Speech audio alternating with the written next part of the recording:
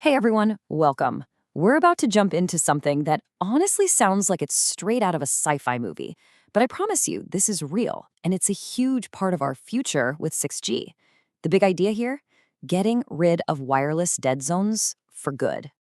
I mean, you know the feeling, right? We've all been there. You're streaming something, you walk into the next room, and boom, the signal just dies. Walls, windows, they're basically the arch nemesis of a good connection.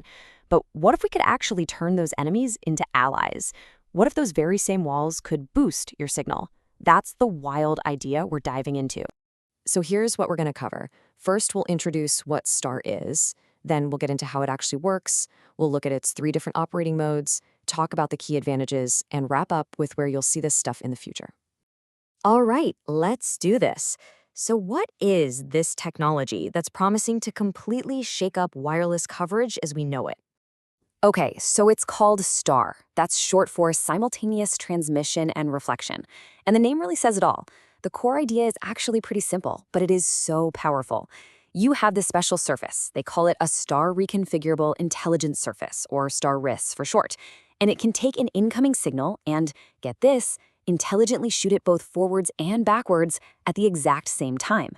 And that is the secret sauce to getting real 360-degree coverage. And this is where you can really see the difference.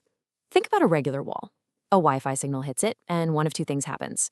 It either bounces back, giving you coverage on one side, or it just gets blocked. Dead end. But a STAR-RIS, totally different ballgame. It's not passive, it's an active player. It makes sure that people on both sides of it get a great signal. It literally turns a barrier into a communications bridge. Okay, so that sounds awesome in theory, right? But how in the world does a flat surface do two opposite things at once? Let's peel back the layers and see what's going on behind the scenes. It's basically a 4-step process. So step 1, a signal from, say, a cell tower hits the star's surface. Step 2, the surface itself is made of thousands of tiny little elements, and they all spring into action, splitting that signal into 2 pieces, one to pass through and one to bounce back. Now, step 3 is where the intelligent part comes in. The surface tweaks the properties, like the phase and amplitude, of both of those signals on the fly. And finally, step 4, these newly optimized signals shoot out, reaching people on both sides of the surface, all at the same time. Pretty incredible. But what's really cool is that STAR isn't just a one-size-fits-all kind of thing. It's actually got 3 different modes it can operate in, which gives network operators a ton of flexibility to handle whatever situation they're dealing with.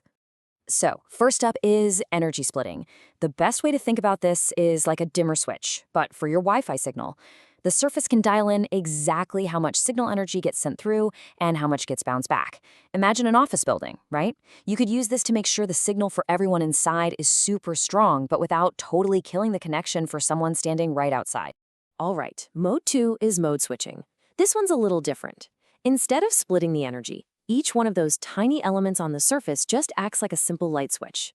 It's either all the way on for transmitting or all the way on for reflecting. And it can flick between those 2 states super fast.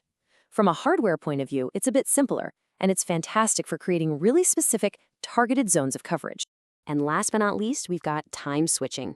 Now with this one, the entire surface works together as one unit. For a tiny slice of time, we're talking milliseconds, it's in full transmit mode, taking care of everyone behind it. Then, for the next millisecond, it flips to full reflect mode, serving everyone in front. It switches back and forth so fast that for the users, the connection is totally seamless. This is a great way to make sure everyone in a crowded area gets a fair shot at the signal. Okay, so we've got this amazingly flexible tech, but what does that really mean? What's the bottom line? Let's talk about the key advantages that make STAR such a massive deal for the future of wireless. Well, here's the thing. STAR basically takes some of our biggest wireless problems and just solves them. For starters, you get that full 360-degree coverage we've been talking about. It also means you can cram way more users onto the same network at the same time. That's a huge deal. And because it's mostly passive, it uses barely any electricity. It enhances the signal quality by taking what used to be a blockage and making it useful. And maybe the best part, you can stick these things practically anywhere, on windows, walls, you name it. Okay, so this all brings us to the really exciting question.